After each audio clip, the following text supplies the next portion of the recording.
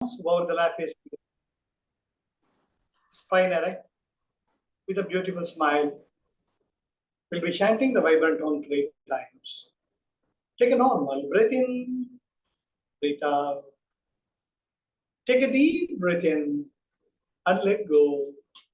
Or chanting on, take a deep breath.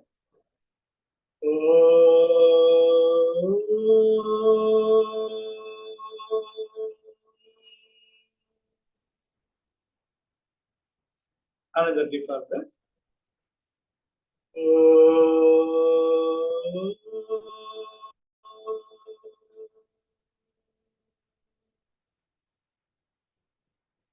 Another deeper breath.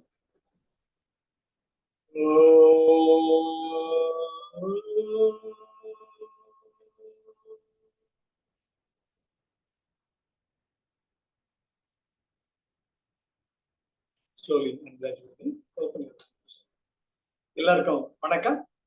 இப்ப நாம தொடர்ந்து நம் திருக்குறளை பார்க்கலாம். முதல்ல பாயிரையல் அறத்துப்பால்ல இருக்கோம். அதுல 4 அதிகாரங்கள் பார்த்துட்டோம். அதுல நீத்தார் பெருமைக்கு சமமாக இருக்கக்கூடிய ஒரு நிலையை இல்லறவியலில் வகுத்து தருகிறார் வள்ளுவர் பிரான். அதுல அப்படியே ஒவ்வொன்றா வந்துட்டு அழுக்காராமை வரைக்கும் வந்திருக்கிறார். இல்லறவியல்ல 13 அதிகாரங்கள்ல வரைக்கும் பார்த்திருக்கோம். எப்படி பகவத்கீதையில சாங்கிய யோகத்துல எல்லாமே சொல்லி முடிச்சுடுறாங்க. That is the gist, there is a essence of Bhagavad Gita. அது போல திருவள்ளுவர் நீத்தார் பெருமைக்கு முக்கியத்துவத்தை கொடுத்துட்டு அந்த நிலைக்கு நீ வரணும்னு வரிசையா வர்ற வந்துட்டு ஒவ்வொன்னா எது எது வேணும் எது எது வேணும் எது எது வேணும்னுட்டு அழுக்காராமைக்கு வரைக்கும் வந்துட்டார். அழுக்காராமைன்னு அது மனித குணங்கள் ஒவ்வொன்னா தான் நம்ம வரணும். எப்பவுமே gen புத்திசத்துல there are only 4 steps. First step is purification, accumulation, devotion and compassion. Finished. 4 தான் for self realization. அதாவது ஒரு தடவை எப்படி போயிட்டு இருக்க வழியில சார் அருணா வந்துட்டு இருக்கான். நான் ஒரு வைர சுரங்கத்தாட நின்றுட்டு இருக்கேன். பாக்குறேன் இந்த வைர சுரங்கத்துல இருந்து எல்லாம் இந்த ரா மெட்டீரியல் கச்சா பொருள் எடுக்கிறா ஓர். நான் அதை எடுத்துட்டு அருண் கையில கொடுக்குறேன். இந்தப்பா வைரம் வச்சுக்கோன்னுட்டு அவன் கையை உதற. என்ன சார் சேரு சகரியம், இதை போய் என் கையில தரல, இதை போய் வைரம் சொல்றல நீங்க அப்படின்னுட்டு கீழே போட போறேன். அப்போ ஒரு வைர வியாபாரி அந்த பக்கம் வர்ற. அடே இருப்பா, என்னப்பா அது மதிப்பு தெரியாம கீழே போடுறேன், கொஞ்சம் இரு அப்படின்ட்டு அந்த கச்சா பொருளை வாங்கி மெல்ல மெல்ல மெல்ல he start doing the purification process. அதை தண்ணியில அலசி கொஞ்சம் கொஞ்சமா அலச இங்க ஒண்ணும் அங்கொன்னுமா பளிச்சு பளிச்சு பளிச்சு தெரியுது. அட ஆமா வயர்லாம் இருக்க, வயற்கருக்கு இருக்க அப்படின்ட்டு பொறுமையா அதை கலெக்ட் பண்ணி பட்டை தீட்டுறாங்க. That is accumulation. ஸோ முதல்ல identifying is your self esteem. நம்ம பிறந்ததுக்கு ஏதோ ஒரு அர்த்தம் இருக்கு. அது இந்த மனித பிறவியில் கிடைக்கக்கூடிய உச்சக்கட்டமானது நாம் தான் கடவுள் என்பதை உணர்வு. அந்த இறைமை நம்ம ஒவ்வொருத்தருக்குள்ளயுமே இருக்கு. அதுதான் அதுக்கு purification process is important. Sadhana, all the yoga practices and satsang. ஒருமித்த மனதினராய் நமக்கு ஏற்றவர்கள் உறவை வச்சுக்கணும். சத்சங்கம் இஸ் வெரி வெரி இம்பார்ட்டன்ட். கொஞ்சம் என்ன, அவர் major element is water element. நம்ம நினைச்சாலையும் நினைக்காட்டியும் ஒருத்தரோட நெருங்கி பழக வச்ச அவா குணம் தானா நமக்கு வெரி வெரி கேர்ஃபுல். ஸோ அதுதான் சத்சங். அண்ட் தென் சேவா, நமக்கு கிடைச்ச நல்லதை 4 பொருளை ஷேர் பண்ணுங்க. அதுதான் பியூரிஃபிகேஷன் ப்ராசஸ். இதை பண்ணிட்டே இருந்தீங்கன்னா அக்யூமுலேஷன், உங்க மதிப்பு தானா கூட்டிகிட்டே போகும். யாரும் கூட்ட வேண்டாம். தானா you will be appreciating yourself, you will be enjoying yourself, the inner awareness. அடுத்தது டிவோஷன். எல்லாத்துக்கும் அடிப்படையா ஒரு சக்தி இருக்கே இறைவா அப்படின்னுட்டு அப்படியே முழுமையாக இந்த இயற்கையுடன் ஒன்றி போகும். அண்ட் தென் கம்பேஷன், அந்த இயற்கையுடன் ஒன்றி போறச்ச நமக்குள்ள இருக்கிற அந்த ஒவ்வொரு உணர்வு தான் எல்லாருக்குள்ளயுமே இருக்கு. அருண்குள்ள இருக்கு, பாக்கியம் இடத்துல இருக்கு, சௌந்தர்யம் இருக்கு, நிஷா கிட்ட இருக்கு, சச்சா கிட்ட இருக்கு. அந்த உணர்வு வர வர வர you become that. That's ultimate. So in Zen Buddhism, only 4 steps. Purification, accumulation, devotion and compassion. அது போல திருவள்ளுவர் ஒவ்வொன்னா கூட்டிகிட்டே வர்றாருங்க. அழுக்காராமை, நீ எவ்வளவுக்கு எவ்வளவு நம்ம பியூரிஃபை பண்ணிட்டே வர்றியோ அப்ப நமக்கு தெரியாம ஒரு மிதப்பு வரும். அதுல அழுக்காராமை, பொறாமை. சார் உங்க விட ஒருத்தர் பக்கத்துல பேசினார் சார், நீங்களாவது 1 மணி நேரம் பேசுறீங்க, அவர் 2 மணி நேரம் பேசிட்டு இருந்தாங்க, இப்படி அசையல சார், ரொம்ப பிரமாதம் சார் அப்படியே சொல்றச்சியே உங்களுக்குள்ள ஏதோ ஒரு மனசு ஆடுது. என்னடா இது, நம்மளோடவா அப்படியா என்ற அந்த கிளேச உணர்வு தவிர்க்க முடியாது. மனித பிறவியில் உணர்வுடன் இருக்கும் பொழுது உடல், உள்ளம், உணர்வு, மனம், புத்தி, சித்தம், தவிர்க்க முடியாது. அதனால்தான் வள்ளுவர் லாங் ரோப், கவலைப்படாதுடா, புதுசு ஒண்ணும் கிடையாது, யூ பிகம் பியூரிஃபை, நான் சொல்லிட்டு வழிகாட்டிட்டு இருக்க கூடவே வா, பொறாமப்படாத. இப்ப நாம் என்று பார்க்கக்கூடியது அந்த பொறாமை அதிகமாகும் பொழுது ஒருத்தர் நல்லா பணக்காரா இருக்கச்சே, இந்த பக்கம் பாருச்சு அந்த பக்கம் பாருச்சு, நேத்து வரைக்கும் ஓட்டு வீடா இருந்தது, இன்னைக்கு 4 அடுக்கு மாளிகை கட்டிட்டா மனுஷன், என்னடாங்கிறப்ப என்னோ ஒண்ணு வயல்ல கவகவாங்க. அந்த பொறாமை வர்றச்சே அடுத்தது வெக்காமை. அவன் கிட்ட இருந்து எங்கிட்ட இருந்தா நல்லா இருக்கு, கவர்தல். அந்த கவர்தல் அவர்கிட்ட, அதுதான் ஆஸ்தேயா. Patanjali the great Maharishi says ஆஸ்தேயா, coveting for others properties. மற்றவருடைய பொருளை நமக்கிட்ட இருந்தா நல்லா இருக்குமேன்ட்டு நினைச்சா கூட பாவம் தான். அதை பத்தி தான் இன்னைக்கு நம்ம வேற விவரமாக பார்க்க போறோம். முதல் குறள், நடுவு இன்றி நன்பொருள் வெக்கின் குடிபொன்றி குற்றமும் ஆங்கே தரும். நடுவு இன்றி நன்பொருள் வெக்கின், நடுவு நிலைமை, சமன்பாட்டு நிலைமை இல்லாம பிறருடைய பொருளை, பிறரிடம் இருக்கக்கூடிய உன்னை விட நல்ல உயர்ந்த பொருளை, நன்பொருள் வெக்கின், நம்ம கிட்ட இருந்தா நல்லா இருக்குமே, அங்க இருக்கிற டிவி 42 இன்ச் இருக்கு, நமக்கு 24 இன்ச் தான் இருக்கு, அது நம்ம நாட்டுல இருந்தா நன்னா இருக்குமே அப்படின்னு நினைக்கிறோமோ, வெக்கின் என்ன ஆகும், குடி பொன்றி, குடி என்றால் நம்முடைய குலம், குடும்பம், பொன்றினா கெடும். நம்முடைய நல்ல குணங்களை always get assured you are made up of nothing but frequency, vibration and energy. The vibration is your thought process. Every thought consumes 0.6 microvolts of energy and every thought goes on consuming your life bio energy. So அதெல்லாம் எப்பவுமே சொல்லுவார் பெரியவர் ரமண பகவான் சொல்லுவார், நிம்மதியா இரு, ரிலாக்ஸ்டா இரு, சைலண்டா இரு. அதுதான் ரொம்ப ரொம்ப முக்கியம். மௌனமா இருக்கு. இன்றைக்கே வருமோ அல்லது நாளைக்கே வருமோ அறியேன் என் கோவே, துன்றுமல வெம்மாகை வெளிக்குள் வெளிக்கடந்து சும்மா இருக்கும் சுகம். தாய்மனம் ரொம்ப அழகா பாடுது. அது எப்ப வரும், கடவுளே எனக்கு கொடுத்ததே ஜாஸ்திப்பா, இதுவே ஜாஸ்தி, நல்லா மூச்சு எடுத்து விடுறேன், நல்லா தூக்கம் வருது, படுத்துக்கிறேன், வேலைக்கு கிடைக்குது, பகவானே இதை விட வேற நினைச்சிட்டா மத்தவளை பத்தி கவனமே போக. அதுதான் திருவள்ளுவர் இங்க திருப்பி திருப்பி சொல்றாரு. என்ன நன்பொருள் வைக்கின், உன்கிட்ட இருக்கிறத பாரு, மத்தவன் பொருளுக்காக ஆசைப்படுற, அப்ப பட்ட என்ன ஆகும், குடி பொன்றி உன்னுடைய குடும்பத்தினுடைய கௌரவமானது அழிந்து குற்றமும் ஆங்கே தரும். குற்றமும்னு உங்ககிட்ட இருக்கிற அந்த பொறாமையானது பல முறையில வெளிப்படும். இது நான் பலரும் பார்த்திருக்கேன் சார். நான் சும்மா பேசல. ஒருத்தர் என்ன பண்ணுவாரு, பக்கத்து வீட்டுல புது கார் நின்று இருந்துச்சுன்னு இந்த ஆணி இல்ல ஆணி அதை எடுத்து அவர் கார் கதவு மேல கிழிப்பார். நான் யோசிப்பேன், என்னடா மனுஷன் இருந்தாள். அப்புறம் மாடியில தண்ணி அந்த கார் மேல ஊத்துவார். அது நமக்கு ஒருத்தர் பண்ணா எப்படி இருக்கும் அந்த நினைப்பே இருக்கா பண்றப்ப. நான் தான் முன்னையா சொல்லியிருக்கேன், எங்க குரூப் ஒரு பொண்ணு எப்ப வந்து அழுதுன்னா அழகா கோலம் போடுமா, ஏத்தாத்த பொண்ணு அது மாதிரி தண்ணி ஊத்தும். என்ன இதெல்லாம் நம்மளால நினைச்சா பார்க்க முடியாது. அதனாலதான் நம்ம குரூப்ல இருக்கிறவா எங்கேயோ இருக்கும், மத்தவனை பார்த்து சிரிக்க பண்ணணும். என்னன்னா இந்த மாதிரிலாம் அல்பத்தனம் இருக்குதா? வள்ளுவர் பெறா சொல்றாரு, இருக்குது. அப்படி செஞ்சிருந்த உன்னை மாதிரி தாண்டா கேடும்.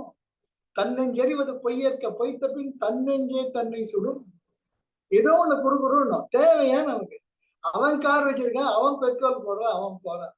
நமக்கு நடக்க பகவான் காராவது கொடுத்திருக்கிறார், அதுலயும் சந்தோஷப்பட வேண்டாமா?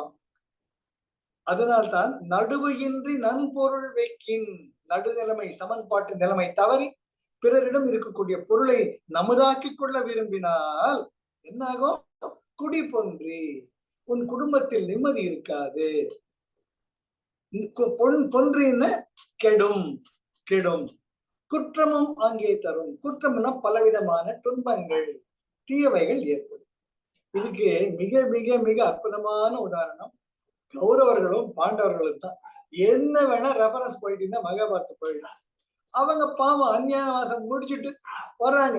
கிருஷ்ணர் பரமாத்மா தூது வர்றார். யோ பாதி நாட்டை கூட நியாயம் தானே, அண்ணன் தம்பிகளா இருக்கீங்க, இத்தனை வருஷம் கஷ்டப்பட்டாங்க, கொடுங்க. கொடுக்க முடியாது. இது வரைக்கும் இருந்தாங்கல்ல, அப்படியே போட்டோம் மிச்ச காலத்தை, நாங்க இது கஷ்டப்பட முடியாது, அதெல்லாம் கொடுக்க முடியாதுங்கிற. சரி வேண்டாம். அவங்க ஐயோ பாவம் கேஸ் 100 பேர் இருக்கீங்க வச்சுக்கோங்க, வேணாம். அவளுக்கு ஒரு 5 கிராமம் கொடுங்க. 5 கிராமமா? 5 வீடு கூட கொடுக்க முடியாது அப்படின்னு துரியோதனன் சொல்றேன். திருதராஷ்டிரன் பாருங்க, கண் இல்லாதவர்கள், ஞான கண் இல்லாதவர்கள், ஆராய்ந்து பார்த்து முடிவு எடுக்கக்கூடிய முடிவு அற்ற அந்த வலிமையற்றவர்கள். திருதராஷ்டிரன் சைலண்டா இருக்கான். பீஷ்மாச்சாரியார் அவர் வேற அஸ்தினாபுரத்தை காப்பாத்துறா கருடான்னு வாக்கு கொடுத்துட்டு அவர் சைலண்டா இருக்கார். துரோணாச்சாரியார் என்ன பண்ணது தெரியல, கவர்மெண்ட் இருக்கார். அவர் கிருபாச்சாரியார் கவர்மெண்ட் இருக்கார். இவெல்லாம் தேர் சேலரிடு எம்ப்ளாயிஸ், அதனால ஒன்னும் பேச முடிய மாட்டேங்குது. துரியோதனன் தான் வச்சது சட்டம். 5 ஊசி முனை இடம் கூட கொடுக்க முடியாது, கிருஷ்ணா சென்று வா அப்படிங்கிறார். கடைசியில யாரு கெட்டொழிஞ்சாங்க? இது எல்லாருக்குமே தெரிஞ்சது. அதனால நடுவையின்றி நன்பொருள் வைக்கின் குடி பொன்றி, மானம் மரியாதை எல்லாம் போச்சு.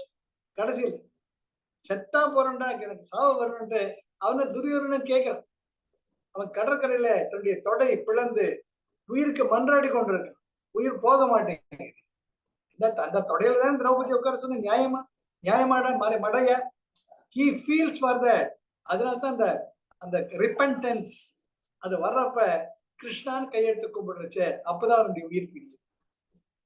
இதெல்லாம் நமக்கு உதாரணம் தெரிஞ்சுது சார், நம்ம வாழ்க்கையில அப்ளை பண்ணுங்க சார். என்ன எல்லாருக்குமே வரும், தப்பே கிடையாது. பொறாம வரும், பொறுப்பின்மை இருக்கும், பொறுமை இருக்காது. அடுத்தவங்க இருக்கு, நம்ம கிட்ட ஜோரா இருக்குமே நன்னா இருக்கும், நன்னா. அது வேற அட்சய திருதியை, அது வேற வருஷம் வந்து தொலைகிறது. அது 1 2 அட்வர்டைஸ்மெண்ட், கமர்ஷியல் அட்வர்டைஸ்மெண்ட்ல ஏன்னா போயிட்டு வாங்கிட்டு தொலைப்பாங்க. தேவையா நமக்கு? அடுத்தது படு பயன் வெக்கி பழி படுவ செய்ய நடுவு அண்மை நாடுபவர். இது கான்ட்ரா. அடுத்தது யோகாசனம் போல கான்ட்ரா. நீ 10 பொருளை ஆசைப்பட்டா கெட்டு போயிடுவ. என்ன பண்ணணும்? மத்தவங்க பொருள் ஆசைப்படாது. அப்ப எப்படி இருப்ப? நீ நல்லா. எப்போ வள்ளுவர் ஒரு வார்னிங் கொடுத்துட்டு உடனே சமாதானமும் படுத்துற. எனக்கு இந்த திருவள்ளுவருடைய திருக்குறள் அழகு ரொம்ப அழகா இருக்கும். படிப்படியா வருவார். என்ன சொல்ற? படு பயன் வைக்கி. நாளைக்கு இன்னொருத்தன் பொருளை நம்ம திருடினா செத்தண்டா, நம்ம கஷ்டம்தாடான்ட்டு படு பயன், நமக்கு என்ன துன்பம் விளையுமோ அதை பார்த்து பழி படுவ செய்ய, அந்த பழிக்கு உண்டான செயல்களை நல்லவர்கள் செய்ய மாட்டார்கள். அவங்க யாரு? நடுவு அண்மை நாடுபவர். ஒரு பொருள் எனது கிடையாது, அப்போ அதன் மேல எனக்கு உரிமை கிடையாது, அதை பத்தி நான் ஏன் கவலைப்படுவானே அப்படின்ட்டு உன் வழியை நீ பார்த்து போயிட்டா நீ நல்லா இருக்கு. சோ இங்க வள்ளுவர் பிறான் அந்த அஷ்யூரன்ஸும் தர்றார். மத்தவன் பொருளை பத்தி நீ கவலைப்பட வந்தீங்கன்னா உனக்கு ஒன்று ஹானியும் வராது, உனக்கு எந்த கஷ்டம் வராது. உன்கிட்ட இருக்கிறது உங்ககிட்ட இருக்கும். படுபயன் வெக்கி பழி படுவ செய்ய. ஒருவருக்குரிய பொருளை திருடினால் அதனால் பழி ஏற்படுமே என்று பின் விளைவுகளை உணரக்கூடியவர்கள் அத்தகைய செயல்களை செய்ய மாட்டார்கள். என்ன? நடுவு அண்மை நாணுபவர். நாணுபவர்னா விட்கி, ஐயோ வேணாப்பா எனக்கு எந்த இல்ல பாரு, எனக்கு எதுக்கு பாட்டு கூச்சப்படுறது. அந்த கூச்சப்படுறது ரொம்ப நல்லது. நமது இல்லாத நமக்கு எதுக்குங்க, வேண்டாங்க, கடவுள் கொடுத்தது ஜாஸ்தி. நாணுபவர், நடுவு அண்மை, ஒருவருடைய பொருள் பிறருக்கு உரியதல்ல என்ற உணர்வுதான் நடுநிலைமை. என் பொருள் என்னது, அவர் பொருள் அல்லது. அப்போ அந்த நடுவு அண்மை, அந்த நடுநிலை இல்லாத செயல்களை செய்ய நாணுபவர்கள். கூச்சப்படுபவர்கள் அவர்கள் பழுபடுவ செய்யார், எத்தகைய பழிச்செயல்களையும் செய்ய மாட்டார்கள். அப்ப என்ன, நீ நல்லா இருப்பேன்ட்டு இட் பிகம்ஸ் அது வந்து பயன்பட பொருளா ஆயிடுறது, அது உணரப்படுகிறது. அடுத்தது சிற்றின்பம் வெக்கி அறநல்ல செய்யாரே மற்றின்பம் வேண்டுபவர்.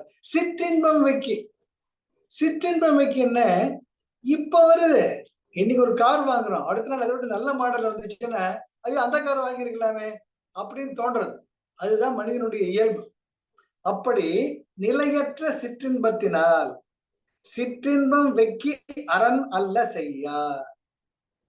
அதனால தர்ம வழியில் நடப்பவர்கள் இத வச்சுக்கிட்டு நம்ம என்னடா ஆசை, மனசு இப்படி அலப்பாயுதே, சே இந்த மாதிரி குணமே வேண்டாண்டா அப்படின்னுட்டு வெக்கி அதை பார்த்து நமக்கு இந்த குணம் வேண்டாம் என்று அரண் அல்ல செய்யாரே. அதனால அவங்க தர்மமற்ற அரண் அல்ல செய்யாரே, தர்மமற்ற செயல்களை செய்ய மாட்டார்கள். மற்றின்பம் வேண்டுபவர்கள் அறவழியில் படக்கூடிய இன்பங்களை உணர்ந்தவர். மற்றின்பம், மற்றின்பம் சிற்றின்பம், மற்ற இன்பம் என்ன, மற்றவங்கிட்ட என்கிட்ட வேணும் நிகழ்த்தம், ஆனா என்கிட்ட இருக்கிறதுனாலே சந்தோஷமா அனுபவிக்கலாமே. மற்றவங்கிட்ட இருக்கிற வயிறு கடுக்கணும் வயிறுலாம் இல்லை வேண்டாமே, என்கிட்ட இருக்கிற அரசர்கள் மோதிரம் போதுமே. அப்படி சிற்றின்பம் வைக்க அறநல்ல செய்யாரே. அதனால இந்த சின்ன ஒரு நப்பாசையில செஞ்சுட்டு ஏண்டா கஷ்டப்படுவானே அப்படின்ட்டு தயங்கி அப்படிப்பட்ட செயல்களை செய்யாதவர்கள் தான் மற்றின்பம் வேண்டுபவர். தம்மிடம் இருக்கிறதே சந்தோஷம்ட்டு இன்பமாக இருக்கக்கூடியவர். இதுக்கு இந்த சிற்றின்பம் என்பது வந்து பல நிலைகளை நீங்க ஒப்பிடலாம்.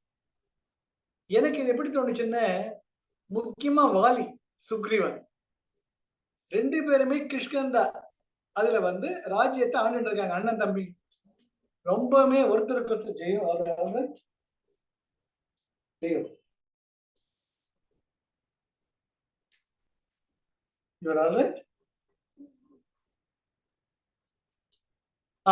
கிஷ்கிந்தா, கிஷ்கிந்தாவில வாலியும் சரி சுக்கிரனும் சரி அண்ணன் தம்பி.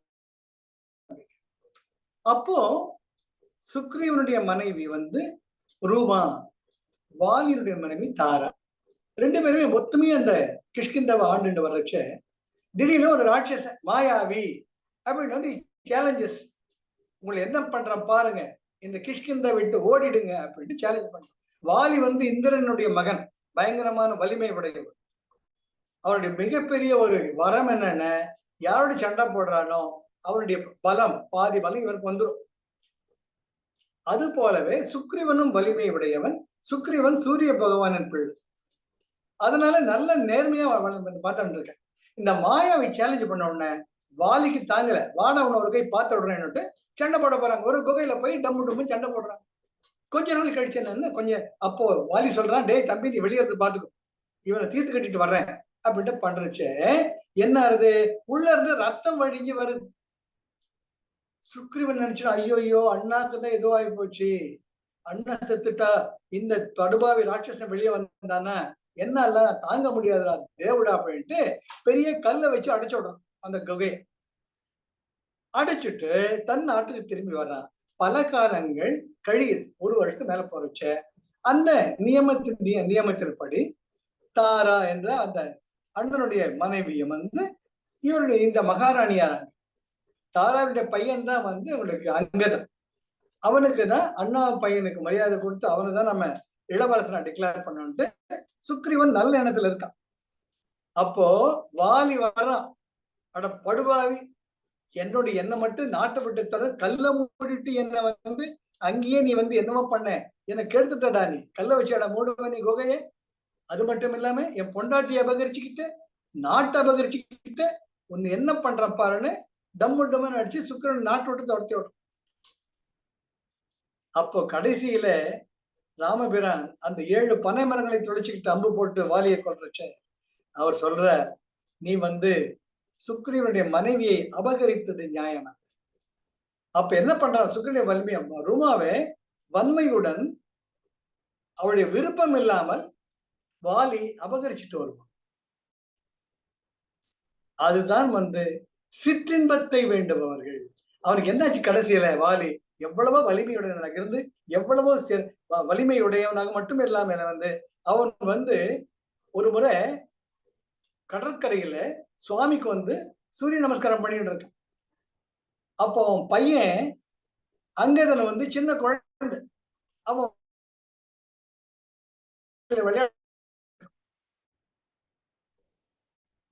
அவர் ஒரு தொட்டுல போட்டு விளையாடிச்சுட்டு அவங்க ராவணன் போற ராவணன் 8 கால் பூச்சி மாதிரி கட்டிட்டு குழந்தை வேடிக்கை பார்க்கட்டும் அப்படின்ட்டு. அப்பேற்பட்ட வலிமை உடையவன் வாலி, அப்பேற்பட்ட வலிமை மிக்கவன். கார்த்த வீரியார்ஜுனனுடைய வம்சத்துல வந்தது. அப்பேற்பட்ட வலிமை மிகுந்த வாலி கடைசியில் என்னன்னா சிற்றின்பம் அந்த நாடுனதுனால தன் மதிப்பிழந்து நாடு கௌரவத்தை இழந்து கடைசியில ஒருவருடைய அம்பினால் தன்னுடைய உயிரே விட்ட ஒரு கதை நமக்கு ரொம்ப நம்ம பிறனுடைய பொருளை நாம் விரும்பத்தினால் வரக்கூடிய விளைவு இதுதான். நம்ம கிட்ட இருக்கிறத காப்பாத்திக்கிறதே பெரிய விஷயம். மத்தவன் பொருள் நமக்கு எதுக்கு? அதுக்கு பார்க்கணும். சுக்ரீவன் தாராவை தன்னுடைய அருகாமை வைத்ததுக்கு காரணம் அவர்களுடைய மகனை தன் அண்ணன் மகனை அரியாசனம் ஏற்ற வேண்டும் என்ற நல்ல குணம். எனக்கு நாடு வேண்டாம், என் அண்ணனுடைய பையன் நன்னா இருக்கணும், அவன் தான் நாட்டுக்கு ராஜ்யம் ஆகணும் அப்படின்ட்டு அந்த வம்சத்தை காத்தவன். ஆனால் கோபம் என்ன பண்ணிச்சு? வாலிய கண்ணு மண்ணு தெரியாம சுக்கரன் அடிச்சு தொத்த மட்டும் இல்லாம இந்த ரூமாவையும் அபகரிச்சுக்கிட்டு அவன் கடைசியில் இப்படிதான் போனான். அதனால தான் சிற்றின்பம் வெக்கி அறநல்ல செய்யாரே மற்றின்பம் வேண்டுபவர். அதனால சிற்றின்பம்ங்கிறது வேண்டவே வேண்டாண்டா கடவுளை. அது எப்படி தீய தொடர மாதிரி வேண்டான்ட்டு நாம வெக்கி அதை விட்டு விலகி அறநல்ல செய்யாரே தர்மமற்ற செயலை நாம் செய்யக்கூடாது என்பவர்கள் மற்றின்பம் வேண்டுபவர். மற்றின்பம் வேண்டுபவர் என்னண்டே இருக்கிறது எனக்கு அதுவே ஜாஸ்தி அப்படின்னுட்டு திருப்தியோடு இருக்கிறவங்க எப்பவுமே நல்லா. இந்த கதை ஞாபகம் வந்தது, அது சொன்னேன். என்ன வாலி மிகப்பெரிய சரித்திர புருஷன். வாலி ஜெயிக்கவே முடியாது, மரணம் போயிடும். அதனால என்னாச்சு? தன்னுடைய வினை தன்னையே சுட்டது போல தானே தன்னுடைய முடிவுக்கு அவனே வழி வகுத்துட்டான். அதுதான் முக்கியம். அதுக்கு அடுத்தது 4வது, இளம் என்று வெக்குதல் செய்யார் புலம் வென்ற புன்மையில் காட்சியவர். இளம் என்று வெக்குதல் செய்யார். இளம் ஐயோ என்கிட்ட இல்லையே என்று வெக்குதல், அவன் கிட்ட இருக்கிறத நம்ம எப்படி அடிச்சுக்கிறது, அவன் கிட்ட எப்படி நம்ம களவாடுறது என்று செய்யார். அது நினைப்புல கூட நமக்கு வரக்கூடாது. இளம் என்று வெக்குதல் செய்யார். நம்ம கிட்ட இல்லையே, அந்த பொருள் நம்ம கிட்ட இருந்தா எவ்வளவு நல்லா இருக்கும் அப்படின்ட்டு நினைச்சு தவறான வழிகளை போகாம, அப்ப என்ன அர்த்தம்? அவளுக்கு எப்படிப்பட்டவர்கள்? புலம் வென்ற புன்மையில் காட்சியவர். புலம்னு 5 புலன்களை வென்றவர்கள். உங்க புலன்கள் மேல கட்டுப்பாடு வேணும். ஒரு அழகை நீங்க ஆராதிக்கலாம். ஒருத்தருடைய வீட்டை எவ்வளவு அழகா கட்டியிருக்காங்க, அழகு ஆராதிக்கலாம். அந்த கார் எவ்வளவு அழகா இருக்குப்பா, ரொம்ப ஜோரா இருக்காங்க, அந்த பிள்ளைங்களை பாருங்க பளிச்சுன்னு ஸ்கூலுக்கு போறாங்க வர்றாங்க அப்படின்ட்டு அப்ரிஷியேட் பண்ணுங்க. அதுதான் புலம் வெல்லுதல். புலம் வென்ற புன்மையில், இங்க புன்மையில புன்மை இல், இங்க புன்மையில் நினைச்சிட்டா வேற மாதிரி அர்த்தம் போயிடும். புன்மை இல்லா உங்களுக்கு என்ன குற்றம் ஆயிடும். புன்மை இல் குற்றமற்ற, குற்றம் அற்ற காட்சியவர். அப்போ உன்னுடைய மனசாட்சியானது குற்றம் இல்லாமல் சுத்தமாக இருக்கும். புரிஞ்சுட்டீங்களா? இளம் என்று வெக்குதல் செய்யார். அவன் கிட்ட இருக்கிறது நம்ம கிட்ட இல்லையே, அது நம்ம கிட்ட இருந்தா எவ்வளவு நல்லா இருக்கும் அப்படின்னு நினைப்பு கூட இல்லாம இருந்தால் நீ எப்படிப்பட்டவன்? புலம் வென்றவன். Proper control over your sensory person. உன்னுடைய புலன்கள் மேல உனக்கு ஆழ்மை இருக்கு. எது? புன்மையில் காட்சியவர். அப்போ உன்னுடைய கண்ணோட்டமானது குற்றம் இல்லாம இருக்கு. என்ன சார் எவ்வளவு அழகான திருக்குறள் சார், எவ்வளவு அழகான திருக்குறள். மற்றவன் பொருள் நமக்கு எதுக்கு? அவன் நல்லா இருக்கட்டும் அப்படின்ட்டு பிளஸ் பண்ணிட்டோம்னா நாமளும் நல்லா இருப்போம், அவனும் நல்லா இருக்கும்.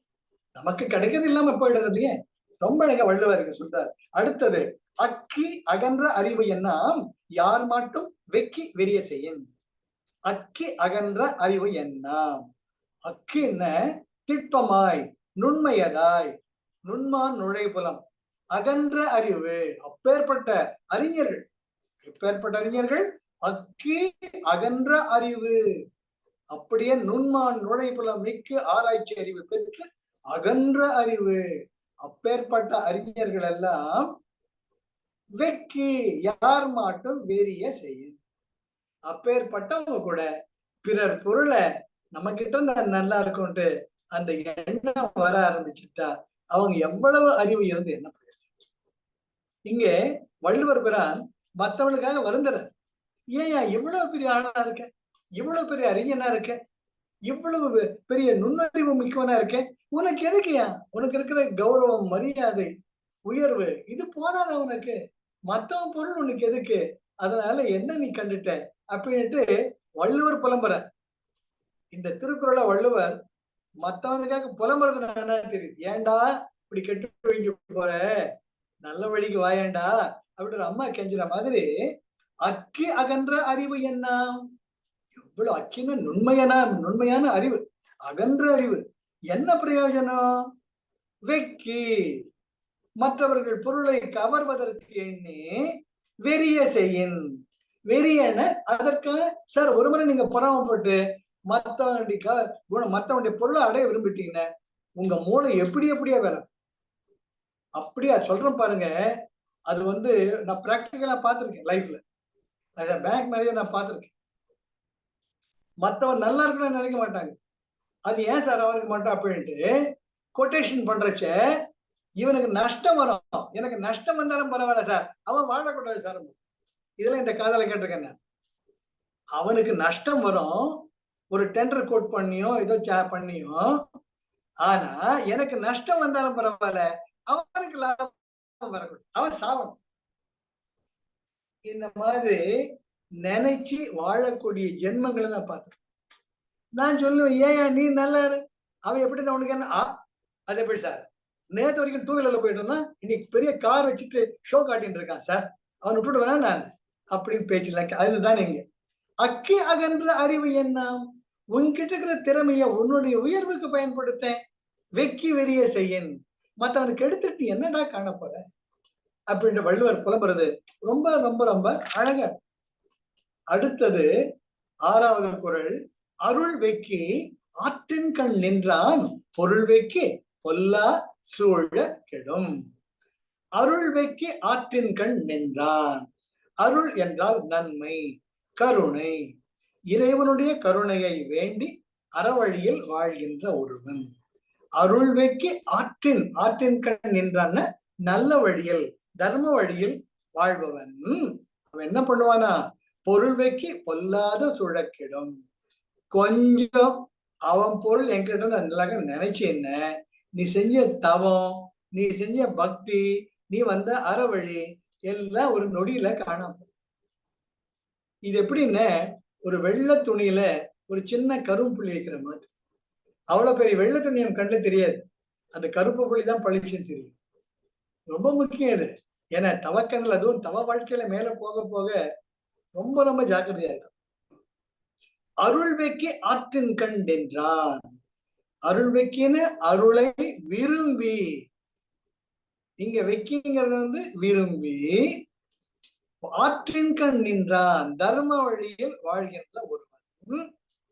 பொருள் வெக்கி பிறருடைய பொருளை விரும்பி செயல்பட்டானால் பொல்லாத சூழக்கெடும். பொல்லாதன, பொல்லாதது துன்பம், கெடுதல், நான் இருக்கிற நிம்மதி கெட்டு தடுமாறி துன்பத்தை அடைவான். ரொம்ப அழகா வள்ளுவர் அந்த வெக்காமைக்கு முதல்ல கண்டிக்கவும் செய்யறார். அது இந்த அவங்க புலம்பவும் செய்யற அம்மா மாதிரி. நீ கடைசியில வார்னிங்கன்னு தர்றது, உங்களுக்கு பெரிய எச்சரிக்கை தரேன்டா, நானு ஜாக்கிரதையாருடா அப்படிங்கிற. அடுத்தது வேண்டற்க வெக்கியாம் ஆக்கம் விளைவையின் மாண்டற்கு அரிதாம் பயன். வேண்டற்க வெக்கியாம் ஆக்கம், வேண்டற்க வெக்கி ஆம் ஆக்கம்னு பிறருடைய பொருளை விரும்பி அதனால் வரும் உயர்வை வேண்டி நினைக்காதீர்கள். அந்த பொருள் நான் இருக்கிறதுனால அந்த காரை எப்படியாவது நான் மடைக்க கொண்டு வந்துட்டேன். இல்ல நீங்க பாக்கலாம், முக்கியமா இந்த இஎம்ஐ கட்டுறதே சில லோன் கொடுப்பாங்க, இந்த எஸ்பெஷலி சேட்டுங்க எல்லாம் கொடுப்பாங்க. வட்டிக்கு வட்டி கொடுத்துட்டு இஎம்ஐ கட்டா காட்டி வண்டியை எடுத்து போயிடுவாங்க. அவங்க இந்த வண்டியில் ஜாலியா போவாங்க. இதெல்லாம் நான் பார்த்துருக்கேன். புது அந்த ஒரு இஎம்ஐ கட்டாட்டி வண்டி எடுத்துட்டு போயிட்டா அந்த வண்டிக்கு அவன் காரு எப்படி இருக்கும் யோசிச்சு பாருங்க. 36 இஎம்ஐன்னு வச்சுக்கலாம். 30 இஎம்ஐ ஒழுங்கா கட்டலாம். 36வது இஎம்ஐ கட்டலான்னுட்டு இவன் காரை ஜப்தி பண்ணிட்டு போயிட்டு அவன் கண்ணெதிரிலேயே அந்த கார்ல போறான்னு வச்சுக்கோங்க. இவனுக்கு கஷ்டமா இருக்குமா இருக்காது? இதெல்லாம் வாழ்க்கையில பிராக்டிக்கலா பார்த்துட்டு இருக்கேன் நாம. கொஞ்சம் அதாவது முடியாது சார், வட்டிக்கு வட்டி சார், அவன் வட்டி பணத்தை வச்சுட்டு எடுத்துன்னு போவ வண்டியை அப்படிலாம் சொல்லுவாங்க. அதுதான் இங்க வேண்டற்க வெக்கியாம் ஆக்கம். வெக்கியாம் ஆக்கம் பிறர் பொருளை கவர்ந்து அதனால் வரக்கூடிய சந்தோஷம் சுகம். கார் இவன்ல இவன் பணம் தான் கொடுத்துருக்கான், கார் அவந்து, ரெஜிஸ்ட்ரேஷன் அவன் பேர்ல இருக்கு. இவன் அவன் எதிரிலேயே அவன் கார்ல போனா வெக்கியாம் ஆக்கம் வேண்டற்க. அவன் நல்லா இருப்பான சொல்லுவான். அட படுவார், இப்படி பண்ணிட்டியடா. ஒரு இஎம்ஐ பண்ணாம ஒருத்தருடைய வயிற்றுச்சல் 7 தலைமுறையை பாதிக்கும். எங்க அப்பா சொல்லியிருக்கார், ஏய் உபகாரம் பண்ணாட்டியும் பரவாயில்ல, உபதிரவம் பண்ணாது. இதெல்லாம் நான் பேங்க்ல சேர்ந்தப்ப எங்க அப்பா எனக்கு உபதேசம் பண்ணது. நான் இன்னைக்கு வரைக்கும் அதை கடைபிடிச்சிட்டு இருக்கேன். நீ சம்பாதிக்கிற சம்பாதியத்துல 7% வந்து கிடையாது. அதை தனியா ஒரு பேங்க் அக்கௌண்ட்ல போட்டு வச்சுக்கோ. உன்னை விட நிலை தாழ்ந்தவர்கள், உன்னை விட துன்பத்தில் இருப்பவங்களுக்கு, அவர்களுக்கும் தெரியாம அவர்களுக்கு ஹெல்ப் பண்ணணும். இடது கை கொடுப்பதை வலது கை அறியாமல் நீ ஹெல்ப் பண்ணணும். 2வது, கொடுக்கும் கை தாழ்ந்தும் எடுக்கும் கை உயர்ந்தும் இருக்கு. நான் கொடுக்குறேன்னு கொடுத்த உனக்கு ஈகோ வரும். பகவானே ஒருத்தருக்கு ஹெல்ப் பண்றதுக்கு வாய்ப்பு கொடுத்துருக்கப்பான், கையை அப்படி வச்சுட்டு கொடு, நீ நல்லா இருப்ப. இதெல்லாம் எங்க அப்பா எனக்கு அறிவுறுத்தம். எங்க அப்பா இஸ் மை க்ளோஸ் ஃப்ரெண்ட். 7%, அதுல இப்ப 10% பண்ணின்னு தான் இருக்கு. 2வது, ஒருத்தருக்கு உதவி உபகாரம் பண்ண, உபதிரவம் பண்ணாத, ஒருத்தன் வாயில ஒழுங்கு எந்திரிக்காத. இதெல்லாம் எங்க அப்பா சொன்னது. இது பாருங்க, வள்ளுவர் தான் சொல்ற, வேண்டற்கு வெக்கியாமாக்கம். ஒருத்தர் பொருளை கவர்ந்து திருடி அதுல வரக்கூடிய சந்தோஷம் என்ன ஆகும்? மாண்டற்கு அரிதாம் பயன். அந்த பொருளை அனுபவிக்கிறதுனால நன்மையை உடைய நினைக்கிறீங்க? கண்டிப்பா கிடையாது. விளைவையின் பயன் மாண்டற்கு அரிதாம். மாண்டற்கு அரிதாம அத அனுபவிக்கிறீங்க பாருங்க. அந்த அனுபவிக்கிறதே வந்து சுகமாகவே இருக்காது. முள்ளு மேல உட்கார்ந்துக்கிற மாதிரி அது உனக்கு உறுத்தும். வேண்டற்க வெக்கியாம் ஆக்கம். பிறர் பொருளை கவர்வதனால் நமக்கு வரக்கூடிய ஒரு உயர்வோ சுகமோ விளைவையின். விளைவையின் அந்த பொருளை அனுபவிக்கிறச்ச பயன் மாண்டற்கு அரிதான். மாண்டற்கு அரிதான்னு அதை நிஜமா நீ அனுபவிக்கல. நீ அனுபவிச்ச நினைச்சுட்டு இருக்க, முள்ளு மேல உட்கார்ந்து இருக்கடா, இது உனக்கு தேவையா அப்படின்ட்டு வள்ளுவர் கேட்கிறார். அதனால இந்த 1வது குறளிலிருந்து 7வது குறள், இந்த 7 பாட்டிலையும் பிறர் பொருளை கவர்வதால் நமக்கு நன்மை வராது, துன்பமும் கேடும் தான் வரும் என்று தெள்ளத் தெளிவாக முதல்ல வள்ளுவர் எச்சரிக்கை செய்யறார். நீ பெரும் பொருளை கவராம இருந்து எவ்வளவு நல்லவடா, சந்தோஷமா இருப்படாங்கிறார். ஏன்டா இப்படி கேட்டு தொலைறான்னு புலம்புறார். அடுத்தது மத்த பொருளை கவர்ந்து சந்தோஷமா நினைக்க நீங்க இப்ப நினைக்கிறா, முள்ளு மேல இருக்கிற மாதிரி சம்பவம்டான்ட்டு வெறுத்து வெம்பி போற. ஆக இந்த முதல் குறள் முதல் 7 குறள்கள் அந்த வெக்காமையினுடைய தீய பலன்களை எப்படி ஒருத்தன் கெட்டு போயிடுறான்றதை பத்தி கிளியரா சொல்ற. அடுத்தது 8, 9, 10 எப்படி நாம் இருக்கணும்னு சொல்ற. அக்காமை செல்வத்திற்கு யாதெனின் வெக்காமை வேண்டும் பிறன் கைப்பொருள். அக்காமை செல்வத்திற்கு யாதெனின், செல்வத்திற்கு அக்காமை யாதெனின். அக்காமைன குறைமையின்றி வளர்தல், குறையின்றி வளர்தல். உன்னுடைய ஐஸ்வர்யமும் உன் சந்தோஷமும் உன்னுடைய பொருள்களும் குறைவின்றி வளர்ச்சி அடையணும்னா என்ன பண்ணணும்? வெக்காமை வேண்டும் பிறன் கைப்பொருள். பிறன் கைப்பொருள், பிறருக்கு உள்ள பொருளை பற்றி வெக்காமை, அதை களவாடாமல். களவாடாமல் மனுஷல கூட உள்ளத்தால் உள்ளலும் தீதே பிறன் பொருளை கள்ளத்தால் கல்வேன். அந்த நினைச்சாலும் நீ திருந்த மாதிரி ஆயிடுன்னு வள்ளுவர் சொல்ற. அக்காமை செல்வத்திற்கு யாதெனின், உன்னுடைய செல்வமானது குறைவுறாமல் இருக்கிறது இன்னும் வளரணும்னு நீ ஆசைப்பட்டின வெக்காமை வேண்டும். பிறன் பொருள் நம்ம திருடாமை, அந்த நமக்கிட்ட இருக்கிற நினைக்க கூடாது. பிறன் கைப்பொருள், பிறருக்கு உரிய பொருள், பிறருக்கு உரிய பொருள் அது நம்ம கிட்ட இருந்தா நல்லா இருக்குன்ற எண்ணமே வேண்டாம். நம்ம கிட்ட இருக்கிறதே ஜாஸ்தி. அப்ப என்ன நம்புதலுமே நமக்கு இருக்கிறதுக்கு நம்ம கிட்ட இருக்கிறது ஒருபோதும் குறைவு வராது. அடுத்தது அரண் அறிந்து வெக்கா அறிவுடையார் சேரும் திறனறிந்து ஆங்கே திரு. அரண் அறிந்து வெக்கா அறிவுடையார். அரண் அறிந்து இதுதான் தர்ம வழி. நான் சம்பாதித்தது இது வாங்கினாலே பெருசு, வேற எதுவுமே கிடையாது. வாங்குற சம்பளமே கொடுக்குற சம்பளமே இதுக்குள்ளதான் நம்ம குடும்பம் நடத்தணும் அப்படின்னு ஒரு வழிமுறையில் நீங்க ஒரு ஒழுக்க முறையில் இருந்துட்டீங்கன்னா, அரண் அறிந்து வெக்கா அறிவுடையார் பிற பொருள்களை விரும்பாத அறவழியில் இருப்பவர்கள் திறன் அறிந்து ஆங்கே சேர். திருமகள் லக்ஷ்மி பிராட்டி, ஓ இவன் நல்ல பையன் அறவழியில் இருக்கான் அப்படின்ட்டு உனக்கு எந்த குறையும் வராம கூடவே இருப்பாடா. எவ்வளவு அழகா வள்ளுவர் நமக்கு நம்பிக்கை தரார் பாருங்க. என்ன சொல்லிட்டாரு? மத்தவனுக்கு பொருள் ஆசைப்படாத வரைக்கும் உன் பொருளுக்கு குறை வராது. You will never suffer for the needs. இது குருஜியை சொல்லியிருக்கார். மத்த பொருள் வேணாம், அவங்க இருக்கிறது ஜாஸ்தி. அடுத்தது நீ கேட்காட்டி கூட லக்ஷ்மி பிராட்டி உன்னை தேடி இவன் நல்ல பையன், இவனுக்கு ஹெல்ப் பண்ணணும்னுட்டு கூடவே இருப்பா. அரண் அறிந்து வெக்கா அறிவுடையா சேரும் திறன் அறிந்து ஆங்கே திரு. திறன் அறிந்து இவன் நல்ல பையன், நல்ல வழியில நடக்கிறான், அறிவு தர்ம வழியில நடக்கிறான்னுட்டு ஆங்கே திரு சேரும். உன்னை நாடி திருமகள் உன்னை ஆசீர்வதிப்பாள் அப்படின்னா உனக்கு எந்த குறையும் வராது. இதுக்கு ஒரு அற்புதமான உதாரணமே தோணுன்னு நம்முடைய தேசிகர், பரமாச்சாரிய தேசிகர், மகா வேதாந்த தேசிகர், அவர் பேர் வெங்கடநாதன். அதாவது ஏறக்குறைய 364 வருடங்கள் ராமானுஜருக்கு அதுக்கு அப்புறமா வந்தவர். அகோபில மட்டம், ஜிஆர் மட்டம் சொல்வாங்களோன்னு அங்க ஜிஆர் மட்டம் பாங்க, அகோபில மட்டம் சுருக்கமா சொன்னா தென்கலை வடகலை. அகோபிலத்துக்கு வேதாந்த மகாதேசிகன் தான் அதுக்கான ஒரு நியம நிஷ்டைகளை வகுத்து, எப்படி ராமானுஜர் தென்கலை ஸ்ரீரங்கம் பெரிய கோயிலுக்குள்ள நியம நிஷ்டைகளை வகுத்தார், அது போல மிகப்பெரிய சமஸ்கிருத பண்டிதர். இங்க காஞ்சிபுரம் பக்கத்துல தூப்புல் என்ற ஒரு இடத்துல பிறந்தவர். ராமானுஜர் காலத்திற்கு பிறகு 320 வருடங்களுக்கு பிறகு பிறந்தவர். அப்பேற்பட்டவர் சிறு வயதிலே மிக அற்புதமான குணங்களை கொண்டு 17 வயதிலேயே அத்தனை வேத நூல்களையும் கற்று ஆராய்ந்து, அப்போ இவரு வரதராஜ பெருமாள் கோயில் சார் நம்ம நாட்டுல நடக்காத அதிசயம் எல்லாம் எங்கேயுமே கிடையாது. நம் பாரத புண்ணிய பூமி 100% இங்கதான். இவரு 5 வயசு பையன் காஞ்சி வரதராஜ பெருமாள் கோயில் அவங்க தாத்தா கூட்டு போறார், வாடா பெருமாளை சேவிச்சுட்டு வரலாம், வரேன் தாத்தா போறார். அங்க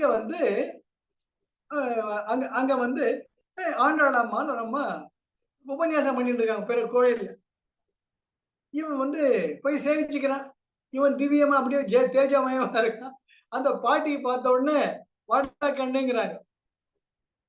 அதாவது அவன் செய்யற உபன்யாசத்தை நிறுத்திட்டு இவங்க தாத்தாவை பார்த்து இவனை பார்த்த உடனே அவன் ஒரே கொஞ்சம் பண்ண உடனே இவன் சரி வந்துடுறான், அவன் தாத்தா பின்னாடியே வந்துடுறான்.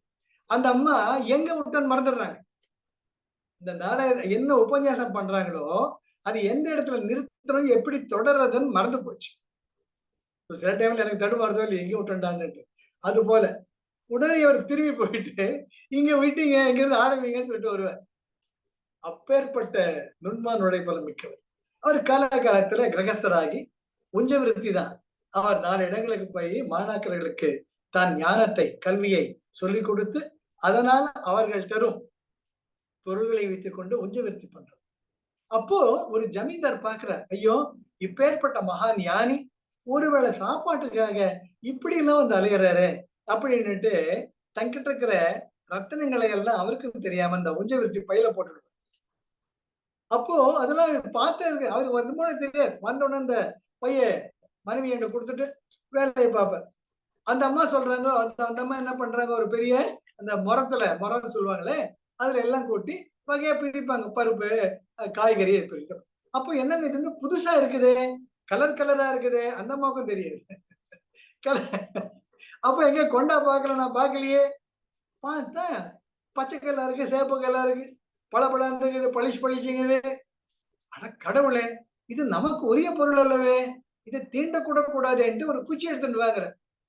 தன் வீட்டு வாசல் உட்கார்ந்துட்டு அந்த குச்சியால அதெல்லாம் தள்ளி போடும். அப்ப பெருமாளை கேட்பாரு, பெருமாளே உன் மேல நான் வச்ச பக்திக்கு இதெல்லாம் ஒரு சோதனையா, தேவையா? எனக்கு நீ கொடுக்கறதே ஜாஸ்தி, இதுக்கு மேல எனக்கு என்ன வேணும் அப்படின்ட்டு அதை திரும்பி பார்க்காம உள்ள போவார். சார் அப்பேற்பட்ட மெய் சிலிர்க்க சார், தொண்டை அடைச்சுக்க சார். அப்பேற்பட்ட ஞானிகள், அப்பேற்பட்ட ஞானிகள், தியாக பிரம்மம், எப்பேற்பட்ட ராமா ராமா ராமான்ட்டு அதை தவிர வேற ஒன்றும் தெரியாது அவருக்கு. அவர் தெரியாது. எல்லாரும் சொல்லுவாங்க அவங்க அண்ணா வந்து மந்திரம் ஓதி ஓதி சம்பாதிப்பார். அவங்க அண்ணாக்கெல்லாம் வெறுப்பு. எப்ப போய் ராம ராம சொல்லிட்டு இருக்கியாடா, வீடு உருப்பட வேண்டாம், சாப்பிடுவேனே, அண்ணா எனக்கு தெரியாது, தவிர இன்னும் தெரியாது. எப்பேற்பட்ட மகா ஞானிகள் இன்றைக்கும் இருக்கக்கூடியவர்கள். இந்த அது மட்டும் எழுதி வச்சுக்கோங்க, எழுதி வச்சுக்கோங்க. எப்படின்னு கல்யாணபுரம், இந்த காவிரிக்கு இந்த பக்கம் கல்யாணபுரம், அந்த பக்கம் திருவையாறு. நான் கல்யாணபுரத்துக்கு நாம காரைக்கால் ஒரு கோர்ஸ் எடுத்தேன் way back in 2012 நினைக்கிறேன். அப்ப கல்யாணபுரத்துல கோவில் கும்பாபிஷேகம். நம்ம ஆர்ட் டீச்சர் நம்ம சவுந்தரராஜனுடைய சொந்த ஊர். அப்ப நான் போறேன். போன உடனே அவங்க அண்ணன், அவங்க பிரதர் இல்ல வீரராகவன் சார், ஈத்த கரையில் தான் சார் திருவையாறு, உங்களுக்கு ரொம்ப பிடிக்குமே, ஐயாரப்பன் கோயில் இருக்கு. ஆமா ரொம்ப பிடிக்கும், வாங்க போலாம். அது கடகடன்னு அந்த அப்ப தண்ணி ஆத்துல தண்ணி இல்லை, அந்த இதுல ஓடையில கிராஸ் பண்ணி அந்த பக்கம் போறோம். போனோம்னா ஐயாரப்பன் கோவில் சேவிக்கிறேன். அடாடாடா அற்புதமான கோவில். அந்ததான் குங்கிலிய நாயனார் 24 மணி நேரமும் அங்க வந்து சாம்பிராணி போட்டுட்டே இருப்பான். அகண்ட நெருப்பு இருந்துட்டே இருக்கும். அங்க வேண்டுதல்லாம் வந்து குங்கிலியம், அது குங்கிலிய நாயனார் கதை, அது வேற கதை. அந்த கோவில் விசேஷம் என்னன்னு, வட பிராகாரத்துல இந்த மூலையில நின்றுட்டு நமச்சிவாயன்னு சொன்னீங்கன்னா 7 முறை நமச்சிவாய எக்கோ சார். எப்பேற்பட்ட கட்டிடக்கலை சார் நமதுலாம்.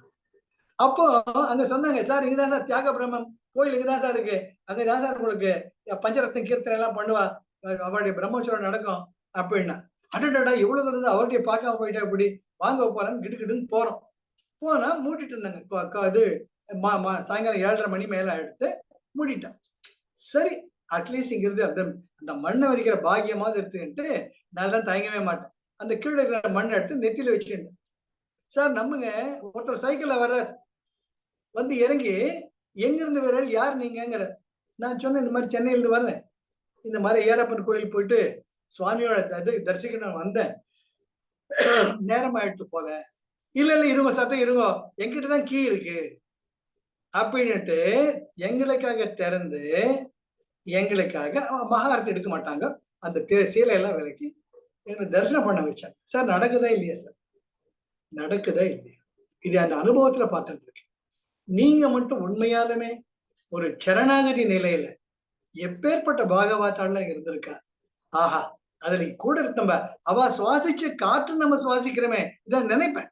ஸ்ரீரங்கம் போனோன்னா பெருமாள் நடக்கிறாருங்க, அவர் சுவாசிக்கிற காற்று என் மேல படுதான் நான் யோசிப்பேன். ராமானுஜர் படி அடிவொற்றி படர்ந்த இடம், ஒவ்வொரு இடத்துலயும் மகாவதாள் அவள்லாம், there all still there vibrations are there with full of energy, you are being constantly purified. அதெல்லாம் நினைக்கச்சு எனக்கு சந்தோஷம் எங்கிருந்தோ பொங்கிட்டு வரும். நமக்கு தரிசனம் தானே கிடைக்கும், யாருன்னு சண்டை போட வேண்டாம், கம்முன்னு கியூல் நின்னுக்கும். நான் இதெல்லாம் கடைபிடிக்கிறேன். யாரும் வந்து தள்ளிட்டு போய் முன்னாடி தரிசனம் பண்ணி வச்சிருவேன். இது கண்கூடு. நம்ம செய்ய வேண்டியதான் சரணாகதி. பெருமாளை உன்னை பார்க்க வேண்டாம், எனக்கு தரிசனம் கொடுக்க வேண்டியது உன்னோட வேலை. நீ தரிசனம் கொடுக்காட்டி உன்னை பதத்துல இருக்கேன், அவ்வளவுதான். You get it. இதுல அனுபவத்துல அதுதான் வள்ளுவர் சொல்றார், வெக்காமை. கடவுளே உங்ககிட்ட இருக்கிற, the very creative energy is yours. Why the hell you bother about all these sundry items? Sir இந்த வெக்க திருவள்ளுவர் இப்போ வந்த அந்த உயர்வு யாருக்கும் வரல சார். அதனால இதெல்லாம் நம்ம ஃபாலோ பண்ணனாலே நமக்கு இருக்கிறத ஜாஸ்தி நினைச்சிட்டா அந்த வெக்காமை அழுக்காராமை இல்லை குப்பை நயா பைசாக்கு உதவாது. ஆக அற்புதமாக இந்த 8, 9, 10 இந்த 3 பாடல்களில் வெக்காமை அதனுடைய உயர்வு கூறப்பட்டது. எப்படி கூறப்பட்டுள்ளது? 8வதுல உனக்கு எந்த குறையும் வராதுங்கிறாங்க. 2வது லட்சுமி பிராட்டிய உன்னை தேடி உன் கூட வந்திருப்பாடா அப்படின்ட்டு நான் சொல்லல, திருவள்ளுவர் சொல்றாரு. 3வது இறல் ஏனும் ஈனும் எண்ணாது வைக்கின் விரல் ஈனும் வேண்டாமை என்னும் செருக்கு. கடைசி 10வது பாடல். இறல் ஈனும் எண்ணாது வைக்கின் விரல் ஈனும் வேண்டாமை என்னும் செருக்கு. அதாவது இரல் என்னும்னா இரல்னா இல்லாமை, வேண்டாமை, துன்பம், நம்ம கிட்ட இல்ல வறுமை. அது என்ன? இரல் ஈனும் எண்ணாது வைக்கின்.